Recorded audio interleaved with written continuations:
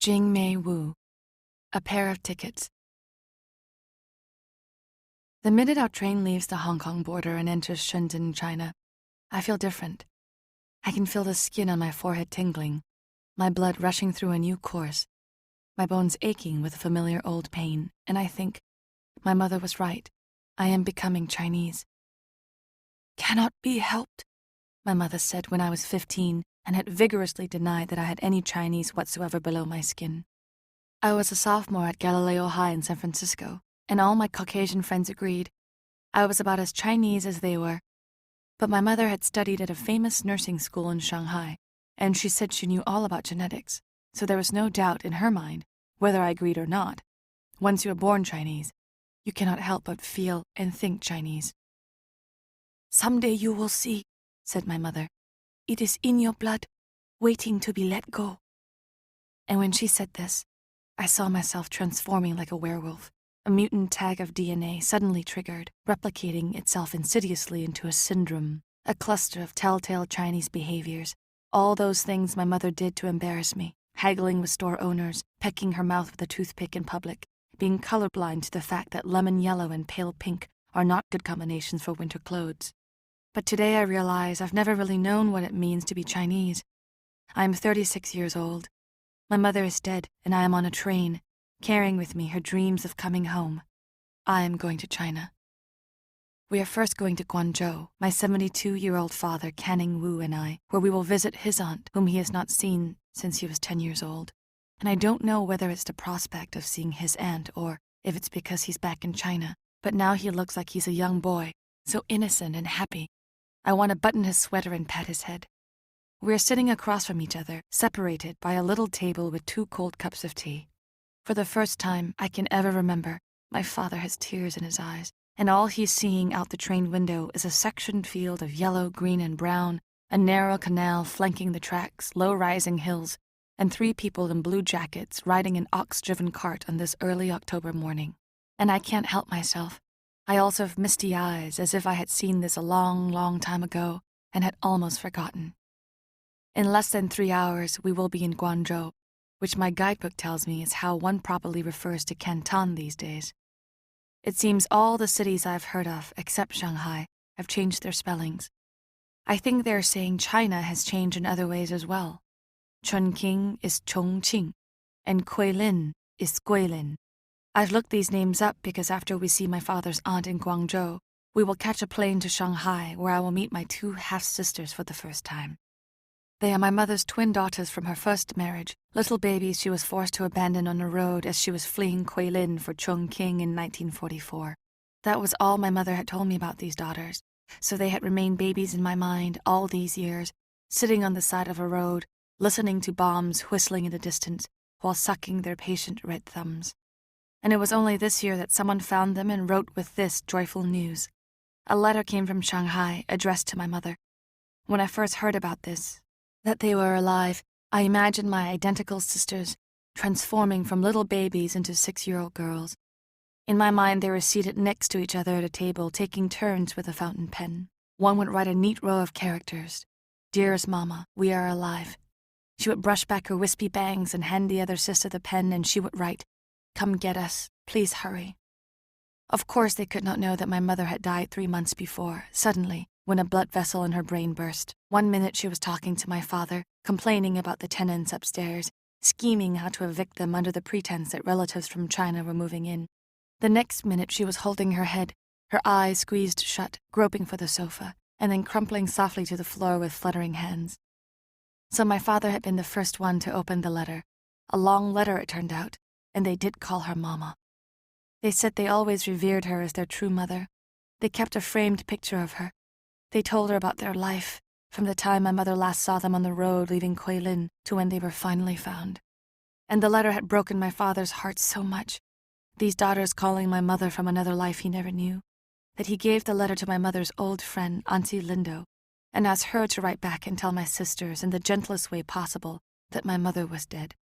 But instead, Auntie Lindo took the letter to the Joyluck and discussed with Auntie Ying and Auntie An Mei what should be done, because they had known for many years about my mother's search for her twin daughters, her endless hope. Auntie Linda and the others cried over this double tragedy of losing my mother 3 months before and now again. And so they couldn't help but think of some miracle, some possible way of reviving her from the dead so my mother could fulfill her dream. So this is what they wrote to my sisters in Shanghai. Dearest daughters, I too have never forgotten you in my memory or in my heart. I never gave up hope that we would see each other again in a joyous reunion. I am only sorry it has been too long. I want to tell you everything about my life since I last saw you. I want to tell you this when our family comes to see you in China. They signed it with my mother's name. It wasn't until all of this had been done that they first told me about my sisters, the letter they received, the one they wrote back. They'll think she's coming then, I murmured. And I had imagined my sisters now being 10 or 11, jumping up and down, holding hands, their pigtails bouncing, excited that their mother, was coming, whereas my mother was dead. How can you say she's not coming in a letter? Said Auntie Lindo. She's their mother. She's your mother. You must be the one to tell them. All these years they have been dreaming of her. And I thought she was right. But then I started dreaming too, of my mother and my sisters and how it would be if I arrived in Shanghai. All these years while they waited to be found, I'd lived with my mother and then had lost her. I imagined seeing my sisters at the airport. They would be standing on their tiptoes, looking anxiously, scanning from one dark head to another as we got off the plane, and I would recognize them instantly, their faces with the identical worried look. Jie, sister, sister, we are here, I saw myself saying in my poor version of Chinese. Where is Mama? They would say, and look around, still smiling, two flushed and eager faces. Is she hiding? And this would have been like my mother, to stand behind just a bit, to tease a little and make people's patience pull a little on their hearts. I would shake my head and tell my sister she was not hiding. Oh, that must be Mama, no? One of my sisters would whisper excitedly, pointing to another small woman completely engulfed in a tower of presents. And that too would have been like my mother, to bring mountains of gifts, food and toys for children, all bought on sale, shunning thanks, saying the gifts were nothing, and later turning the labels over to show my sisters, Calvin Klein, 100% wool. I imagined myself starting to say, Sisters, I am sorry. I've come alone. And before I could tell them, they could see it in my face. They were wailing, pulling their hair, their lips twisted in pain as they ran away from me. And then I saw myself getting back on the plane and coming home. After I had dreamed this scene many times, watching their despair turn from horror into anger, I begged Auntie Lindo to write another letter, and at first she refused. How can I say she is dead? I cannot write this, said Auntie Lindo with a stubborn look. But it's cruel to have them believe she's coming on the plane, I said. When they see it's just me, they'll hate me. Hate you? Cannot be. She was scowling. You are their own sister, their only family. You don't understand, I protested. What I don't understand, she said. And I whispered. They think I'm responsible, that she died because I didn't appreciate her. And Auntie Lindo looked satisfied and sad at the same time, as if this were true and I had finally realized it. She sat down for an hour, and when she stood up, she handed me a 2-page letter. She had tears in her eyes. I realized that the very thing I had feared she had done. So even if she had written the news of my mother's death in English, I wouldn't have had the heart to read it. Thank you, I whispered. The landscape has become gray, filled with low flat cement buildings, old factories, and then tracks and more tracks filled with trains like ours passing by in the opposite direction. I see platforms crowded with people wearing drab Western clothes with spots of bright colors, little children wearing pink and yellow, red and peach, and there are soldiers in olive green and red and old ladies in gray tops and pants that stop mid-calf. We're in Guangzhou. Before the train even comes to a stop, people are bringing down their belongings from above their seats. For a moment, there is a dangerous shower of heavy suitcases laden with gifts to relatives, half-broken boxes wrapped in miles of string to keep the contents from spilling out, plastic bags filled with yarn and vegetables and packages of dried mushrooms and camera cases. And then we're caught in a stream of people rushing, shoving, pushing us along, until we find ourselves in one of a dozen lines waiting to go through customs. I feel as if I were getting on the number 30 Stockton bus in San Francisco. I am in China, I remind myself. And somehow the crowds don't bother me. It feels right. I start pushing too. I take out the declaration forms and my passport. Wu, it says at the top, and below that, June May, who was born in California, USA in 1951. I wonder if the customs people will question whether I'm the same person as in the passport photo. In this picture, my chin-length hair is swept back and artfully styled. I'm wearing false eyelashes, eyeshadow, and lip liner. My cheeks are hollowed out by bronze blusher. But I had not expected the heat in October, and now my hair hangs limp with the humidity. I wear no makeup. In Hong Kong, my mascara had melted into dark circles, and everything else had felt like layers of grease. So today my face is plain, unadorned, except for a thin mist of shiny sweat on my forehead and nose. Even without makeup, I can never pass for true Chinese. I stand 5'6", and my head pokes above the crowd so that I am eye level only with other tourists. My mother once told me my height came from my grandfather, who was a northerner, and may have even had some Mongol blood.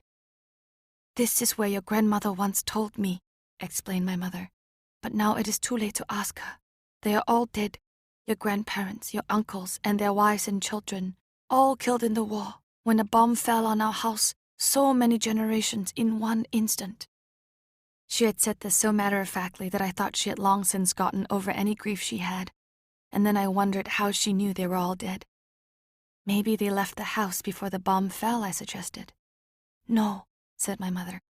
"Our whole family is gone. It is just you and I." "But how do you know? Some of them could have escaped." "Cannot be," said my mother, this time almost angrily. And then her frown was washed over by a puzzled, blank look, and she began to talk as if she were trying to remember where she had misplaced something. "I went back to that house. I kept looking up to where the house used to be, and it wasn't a house, just the sky. And below, underneath my feet, were 4 stories of burnt bricks and wood, all the life of our house. Then off to the side, I saw things blown into the yard, nothing valuable. There was a bed someone used to sleep in, really just a metal frame twisted up at one corner, and a book. I don't know what kind because every page had turned black. And I saw a teacup, which was unbroken but filled with ashes. And then I found my doll, with her hands and legs broken, her hair burned off. When I was a little girl, I had cried for that doll, seeing it all alone in the store window, and my mother had bought it for me. It was an American doll with yellow hair. It could turn its legs and arms, the eyes moved up and down. And when I married and left my family home, I gave the doll to my youngest niece because she was like me. She cried if that doll was not with her always. Do you see? If she was in the house with that doll, her parents were there, and so everybody was there, waiting together, because that's how our family was." The woman in the customs booth stares at my documents, then glances at me briefly, and with 2 quick movements stamps everything and sternly nods me along. And soon my father and I find ourselves in a large area filled with thousands of people in suitcases. I feel lost, and my father looks helpless.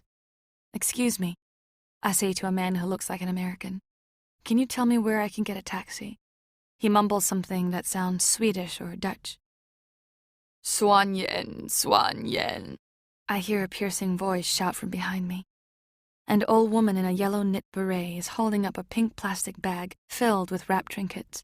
I guess she's trying to sell us something, but my father is staring down at this tiny sparrow of a woman, squinting into her eyes.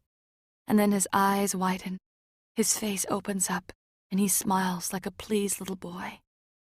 "Ai, ai, auntie, auntie," he says softly.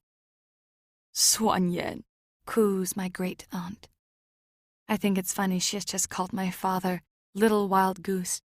It must be his baby milk name, the name used to discourage ghosts from stealing children. They clasp each other's hands, they do not hug, and hold on like this, taking turns saying, "Look at you, you are so old. Look how old you've become." They are both crying openly, laughing at the same time, and I bite my lip, trying not to cry. I'm afraid to feel their joy, because I'm thinking how different our arrival in Shanghai will be tomorrow, how awkward it will feel. Now IE beams and points to a Polaroid picture of my father. My father had wisely sent pictures when he wrote and said we were coming. See how smart she was? She seems to intone as if she compares the picture to my father. In the letter, My father had said we would call her from the hotel once we arrived, so this is a surprise that they've come to meet us. I wonder if my sisters will be at the airport. It is only then that I remember the camera. I meant to take a picture of my father and his aunt the moment they met. It's not too late. Here, stand together over here, I say, holding up the Polaroid. The camera flashes and I hand them the snapshot. I.e. and my father still stand close together, each of them holding a corner of the picture, watching as their images begin to form. They are almost reverentially quiet. I.E. is only 5 years older than my father, which makes her around 77. But she looks ancient, shrunken, a mummified relic. Her thin hair is pure white. Her teeth are brown with decay. So much for stories of Chinese women looking young forever, I think to myself. Now Ai is crooning to me. 长大了. So big already. She looks up at me, at my full height, and then peers into her pink plastic bag. Her gifts to us, I have figured out, as if she is wondering what she will give to me, now that I am so old and big. And then she grabs my elbow with her sharp, pincer-like grasp and turns me around. A man and woman in their 50s are shaking hands with my father, everybody smiling and saying, "Ah, ah." They are Ai's oldest son and his wife, and standing next to them are 4 other people around my age, and a little girl who's around 10. The introductions go by so fast. All I know is that one of them is Ai's grandson with his wife, and the other is her granddaughter with her husband, and the little girl is Lily, Ai's great-granddaughter. Ai and my father speak the Mandarin dialect from their childhood, but the rest of the family speaks only the Cantonese of their village. I understand only Mandarin, but can't speak it that well. So Ai and my father gossip unrestrained in Mandarin, exchanging news about people from their old village, and they stop only occasionally to talk to the rest of us, sometimes in Cantonese, sometimes in English. "Oh, it is as I suspected," says my father, turning to me. "He died last summer." And I already understood this. I just don't know who this person Li Gong is. I feel as if I were in the United Nations and the translators had run amok. "Hello," I say to the little girl. My name is Jing Mei. But the little girl squirms to look away, causing her parents to laugh with embarrassment. I try to think of Cantonese words I can say to her, stuff I learned from friends in Chinatown, but all I can think of are swear words, terms of bodily functions, and short phrases like tastes good, tastes like garbage, and she's really ugly. And then I have another plan. I hold up the Polaroid camera, beckoning Lily with my finger. She immediately jumps forward, places one hand on her hip in the manner of a fashion model, juts out her chest, and flashes me a toothy smile. As soon as I take the picture, she's standing next to me, jumping and giggling every few seconds as she watches herself appear on the greenish film. By the time we hail taxis for the ride to the hotel, Lily is holding tight onto my hand, pulling me along. In the taxi, Ai talks nonstop, so I have no chance to ask her about the different sites we're passing by. "You wrote and said you will come only for 1 day," says Ai to my father in an agitated tone. 1 day. How can you see your family in 1 day? Toisan is many hours' drive from Guangzhou. And this idea to call us when you arrive, this is nonsense. We have no telephone. My heart races a little. I wonder if Auntie Lindo told my sisters we would call from the hotel in Shanghai. Ai continues to scold my father. "I was so beside myself. Ask my son. Almost turned heaven and earth upside down trying to think of a way. So we decided the best was for us to take the bus from Toisan and come into Guangzhou, meet you right from the start." And now I'm holding my breath as the taxi driver dodges between trucks and buses, honking his horn constantly. We seem to be on some sort of long freeway overpass, like a bridge above the city. I can see row after row of apartments, each floor cluttered with laundry hanging out to dry on the balcony. We pass a public bus, with people jammed in so tight their faces are nearly wedged against the window. Then I see the skyline of what must be downtown Guangzhou.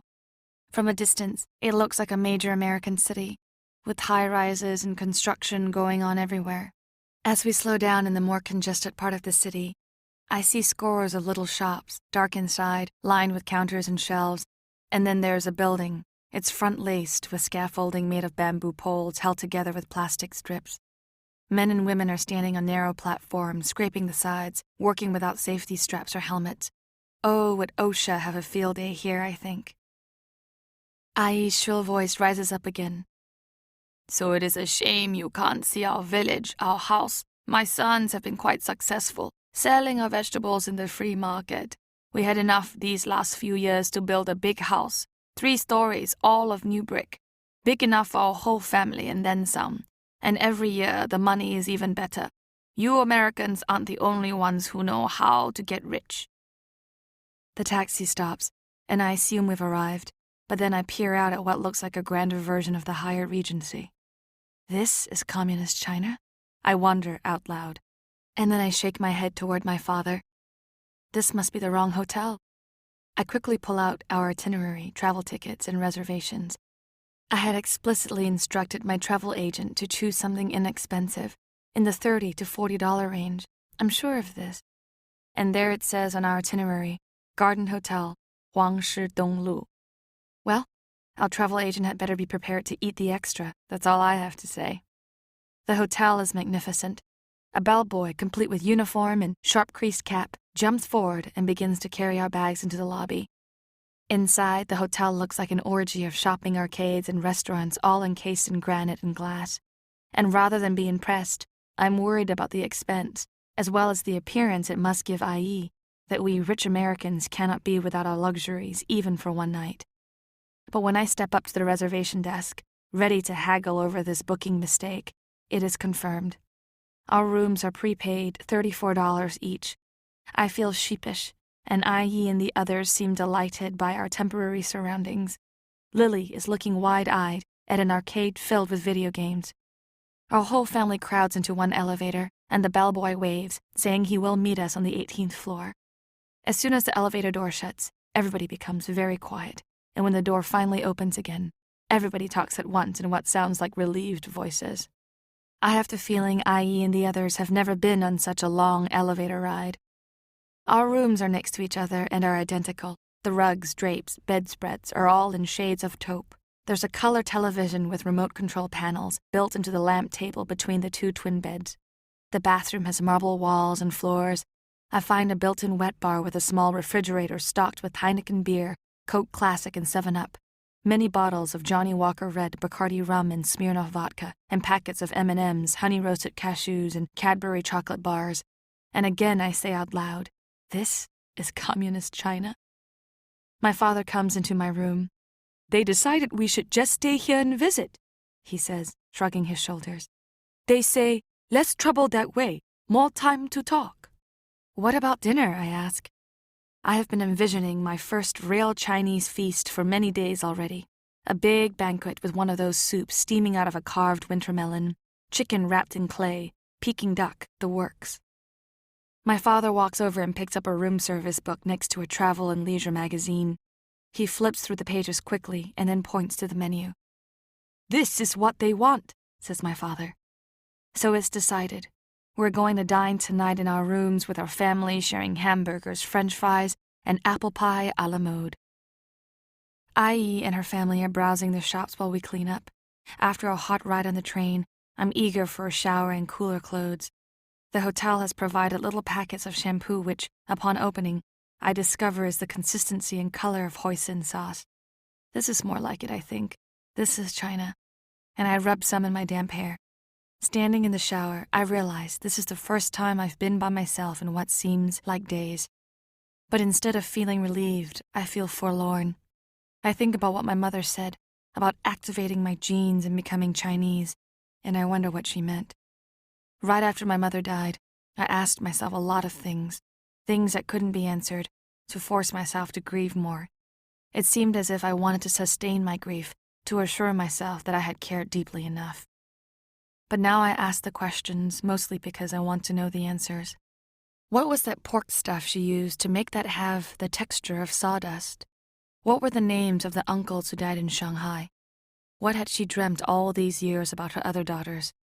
All the times when she got mad at me, was she really thinking about them? Did she wish I were they? Did she regret that I wasn't?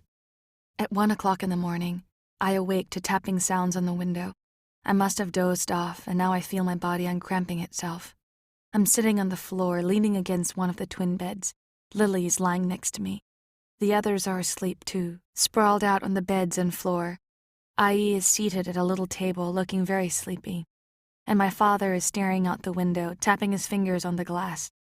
The last time I listened, my father was telling Ai about his life since he last saw her.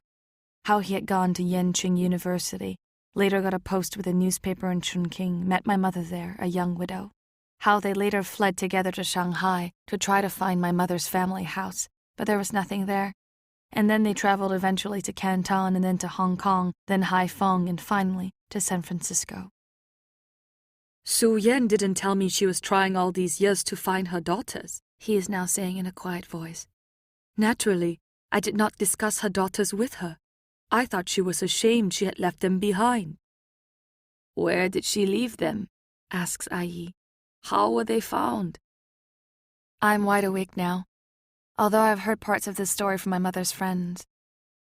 It happened when the Japanese took over Guilin, says my father. Japanese in Guilin? Says Ai. That was never the case. Couldn't be. The Japanese never came to Guilin. Yes, that is what the newspapers reported. I know this because I was working for the news bureau at the time. The Kuomintang often told us what we could say and could not say. But we knew the Japanese had come into Guangxi province. We had sources who told us how they had captured the Wuchang Canton Railway, how they were coming overland, making very fast progress, marching toward the provincial capital. Ai looks astonished. If people did not know this, how could Su Yan know the Japanese were coming? An officer of the Kuomintang secretly warned her, explains my father. Su Yan's husband also was an officer, and everybody knew that officers and their families would be the first to be killed. So she gathered a few possessions, and, in the middle of the night, she picked up her daughters and fled on foot.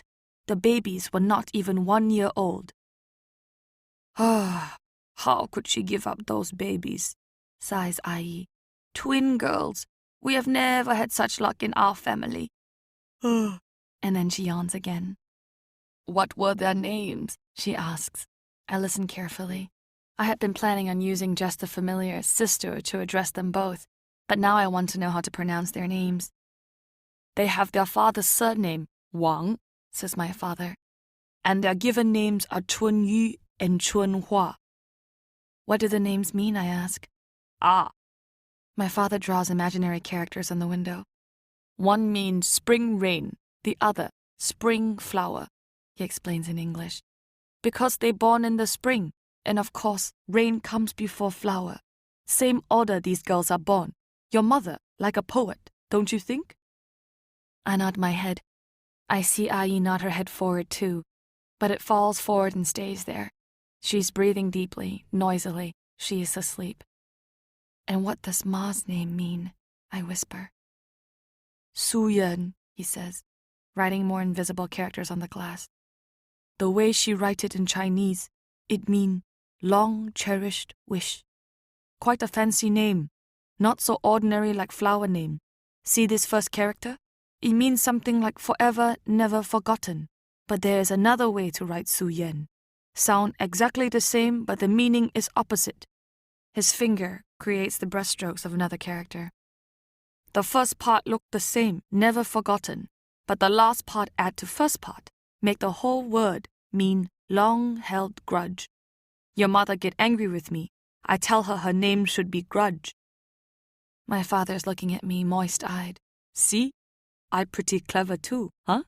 I nod, wishing I could find some way to comfort him. And what about my name, I ask. What does Jing Mei mean? Your name also special, he says. I wonder if any name in Chinese is not something special. Jing, like excellent Jing, not just good. It's something pure, essential, the best quality.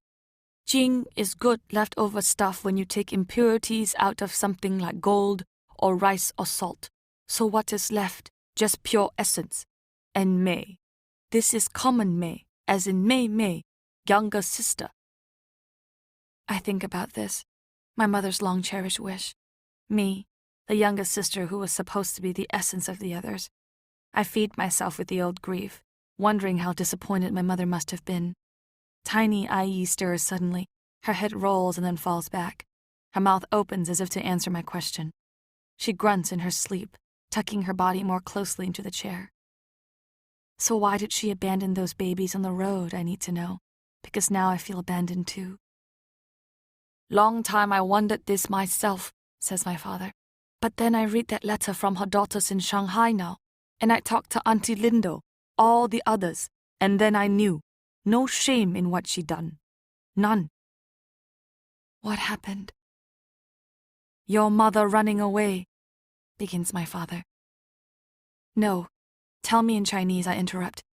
Really, I can understand. He begins to talk, still standing at the window, looking into the night. After fleeing Guilin, your mother walked for several days trying to find a main road. Her thought was to catch a ride on a truck or wagon, to catch enough rides until she reached Chongqing, where her husband was stationed. She had sewn money and jewelry into the lining of her dress, enough, she thought, to butter rides all the way. If I am lucky, she thought, I will not have to trade the heavy gold bracelet and jade ring. These were things from her mother, your grandmother. By the third day, she had traded nothing. The roads were filled with people, everybody running and begging for rides from passing trucks. The trucks rushed by, afraid to stop. So your mother found no rides, only the start of dysentery pains in her stomach. Her shoulders ached from the two babies swinging from scarf slings. Blisters grew on her palms from holding 2 leather suitcases. And then the blisters burst and began to bleed. After a while, she left the suitcases behind, keeping only the food and a few clothes. And later, she also dropped the bags of wheat flour and rice and kept walking like this for many miles, singing songs to her little girls until she was delirious with pain and fever. Finally, there was not one more step left in her body. She didn't have the strength to carry those babies any farther. She slumped to the ground. She knew she would die of her sickness, or perhaps from thirst, from starvation, or from the Japanese who she was sure were marching right behind her. She took the babies out of the slings and set them on the side of the road, then lay down next to them. You babies are so good, she said, so quiet. They smiled back, reaching their chubby hands for her, wanting to be picked up again. And then she knew she could not bear to watch her babies die with her. She saw a family with 3 young children in a cart going by. Take my babies, I beg you, she cried to them. But they stared back with empty eyes and never stopped. She saw another person pass and called out again. This time a man turned around, and he had such a terrible expression. Your mother said it looked like death itself. She shivered and looked away. When the road grew quiet, she tore open the lining of her dress and stuffed jewelry under the shirt of one baby and money under the other. She reached into a pocket and drew out the photos of her family, the picture of her father and mother, the picture of herself and her husband on their wedding day, and she wrote on the back of each the names of the babies and this same message. Please, care for these babies with the money and valuables provided. When it is safe to come, if you bring them to Shanghai, 9 Wei Chang Lu, the Li family will be glad to give you a generous reward. Li Su Yan and Wang Fu Chi. And then she touched each baby's cheek and told her not to cry. She would go down the road to find them some food and would be back.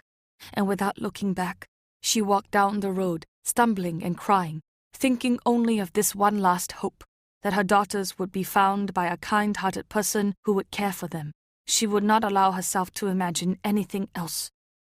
She did not remember how far she walked, which direction she went, when she fainted, or how she was found. When she awoke, she was in the back of a bouncing truck, with several other sick people all moaning, and she began to scream, thinking she was now on a journey to Buddhist hell. But the face of an American missionary lady bent over her and smiled, talking to her in a soothing language she did not understand. And yet she could somehow understand. She had been saved for no good reason, and it was now too late to go back and save her babies. When she arrived in Chongqing, she learned her husband had died 2 weeks before. She told me later she laughed when the officers told her this news. She was so delirious with madness and disease, to come so far, to lose so much and to find nothing. I met her in a hospital. She was lying on a cot, hardly able to move. Her dysentery had drained her so thin. I had come in for my foot, my missing toe, which was cut off by a piece of falling rubble. She was talking to herself, mumbling. "Look at these clothes," she said, and I saw she had on a rather unusual dress for wartime. It was silk satin, quite dirty, but there was no doubt it was a beautiful dress. "Look at this face," she said, and I saw her dusty face and hollow cheeks, her eyes shining back. "Do you see my foolish hope? I thought I had lost everything, except these two things," she murmured, and I wondered which I would lose next, clothes or hope, hope or clothes. "But now, see here, look what is happening," she said, laughing, as if all her prayers had been answered, and she was pulling hair out of her head as easily as one lifts new wheat from wet soil. It was an old peasant woman who found them. How could I resist? The peasant woman later told your sisters when they were older, they were still sitting obediently near where your mother had left them, looking like little fairy queens waiting for their sedan to arrive. The woman, Mei Qing, and her husband, Mei Han, lived in a stone cave. There were thousands of hidden caves like that, in and around Guilin, so secret that the people remained hidden even after the war ended. The Meis would come out of their cave every few days and forage for food supplies left on the road, and sometimes they would see something that they both agreed was a tragedy to leave behind. So one day, they took back to their cave a delicately painted set of rice bowls. Another day, a little footstool with a velvet cushion and 2 new wedding blankets, and once it was your sisters. They were pious people, Muslims, who believed the twin babies were a sign of double luck. And they were sure of this when later in the evening they discovered how valuable the babies were. She and her husband had never seen rings and bracelets like those, and while they admired the pictures, knowing the babies came from a good family, neither of them could read or write. It was not until many months later that Mei Qing found someone who could read the writings on the back. By then, she loved these baby girls like her own. In 1952, Mei Han, the husband, died. The twins were already 8 years old, and Mei Qing now decided it was time to find your sister's true family. She showed the girls the picture of their mother and told them they had been born into a great family and she would take them back to see their true mother and grandparents. Mei Qing told them about the reward, but she swore she would refuse it. She loved these girls so much, she only wanted them to have what they were entitled to. A better life, a fine house, educated ways. Maybe the family would let her stay on as the girl's ama. Yes, she was certain they would insist. Of course, when she found the place at 9 Wei Chong Lu in the old French concession, it was something completely different. It was the site of a factory building recently constructed, and none of the workers knew what had become of the family whose house had burned down on that spot. Mei Qing could not have known, of course, that your mother and I, her new husband, had already returned to that same place in 1945 in hopes of finding both her family and her daughters. Your mother and I stayed in China until 1947. We went to many different cities, back to Guilin, to Changsha, as far south as Kunming. She was always looking out of one corner of her eye for twin babies, then little girls. Later, we went to Hong Kong, and when we finally left in 1949 for the United States, I think she was even looking for them on the boat. But when we arrived, she no longer talked about them. I thought, at last, they have died in her heart. When letters could be openly exchanged between China and the United States, she wrote immediately to old friends in Shanghai and Guilin. I did not know she did this. Auntie Lindo told me. But of course, by then, all the street names had changed. Some people had died, others had moved away. So it took many years to find a contact, and when she did find an old schoolmate's address and wrote asking her to look for her daughters, her friend wrote back and said this was impossible, like looking for a needle on the bottom of the ocean. How did she know her daughters were in Shanghai and not somewhere else in China? The friend, of course, did not ask, "How do you know your daughters are still alive?" so her schoolmate did not look. Finding babies lost during the war was a matter of foolish imagination, and she had no time for that. But every year, your mother wrote to different people, and this last year, I think she got a big idea in her head, to go to China and find them herself. I remember she told me, "Kenning, we should go, before it is too late, before we are too old." And I told her we were already too old. It was already too late. I just thought she wanted to be a tourist. I didn't know she wanted to go and look for her daughters. So when I said it was too late, that must have put a terrible thought in her head, that her daughters might be dead. And I think this possibility grew bigger and bigger in her head, until it killed her. Maybe it was your mother's dead spirit who guided her Shanghai schoolmate to find her daughters. Because after your mother died, the schoolmate saw your sisters by chance while shopping for shoes at the #1 department store on Nanjing Dong Road. She said it was like a dream, seeing these two women who looked so much alike moving down the stairs together. There was something about their facial expressions that reminded the schoolmate of your mother. She quickly walked over to them and called their names, which of course they did not recognize at first, because Mei Qing had changed their names. But your mother's friend was so sure, she persisted. "Are you not one Cheng Yu and one Cheng Hua?" She asked them. And then these double-image women became very excited because they remembered the names written on the back of an old photo, a photo of a young man and woman they still honored as their much-loved first parents who had died and become spirit ghosts still roaming the earth looking for them. At the airport, I am exhausted. I could not sleep last night. Ai had followed me into my room at 3 a.m, and she instantly fell asleep on one of the twin beds, snoring with the might of a lumberjack. I lay awake thinking about my mother's story, realizing how much I have never known about her, grieving that my sisters and I had both lost her. And now at the airport, after shaking hands with everybody, waving goodbye, I think about all the different ways we leave people in this world. Cheerily waving goodbye to some at airports, knowing we'll never see each other again. Leaving others on the side of the road, hoping that we will. Finding my mother in my father's story and saying goodbye before I have a chance to know her better. Ai smiles at me as we wait for our gate to be called. She is so old. I put one arm around her and one arm around Lily. They are the same size, it seems, and then it's time. As we wave goodbye one more time and enter the waiting area, I get the sense I'm going from one funeral to another. In my hand, I'm clutching a pair of tickets to Shanghai. In 2 hours, we'll be there. The plane takes off. I close my eyes. How can I describe to them in my broken Chinese about our mother's life? Where should I begin? "Wake up, we're here," says my father. And I awake with my heart pounding in my throat. I look out the window, and we are already on the runway. It's gray outside. And now I'm walking down the steps of the plane onto the tarmac and toward the building. If only, I think, if only my mother had lived long enough to be the one walking toward them. I am so nervous I cannot even feel my feet. I am just moving somehow. Somebody shouts, "She's arrived!" And then I see her. Her short hair, her small body, and that same look on her face. She has the back of her hand pressed hard against her mouth.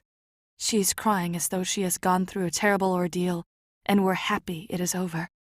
And I know it's not my mother, yet it is the same look she had when I was 5 and had disappeared all afternoon for such a long time that she was convinced I was dead. And when I miraculously appeared, sleepy-eyed, crawling from underneath my bed, she wept and laughed, biting the back of her hand to make sure it was true.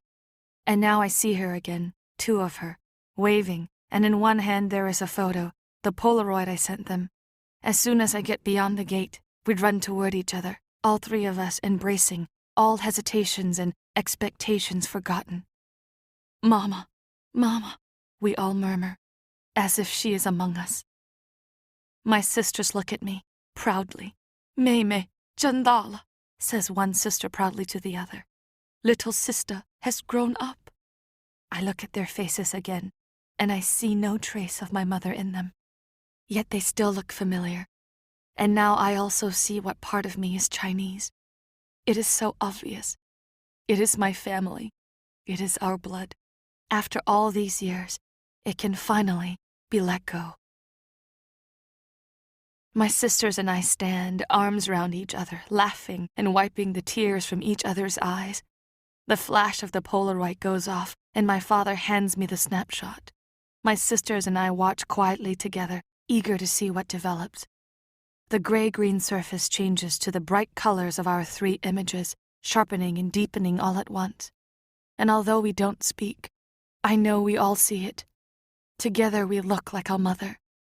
Her same eyes, her same mouth, open in surprise to see, at last, her long-cherished wish.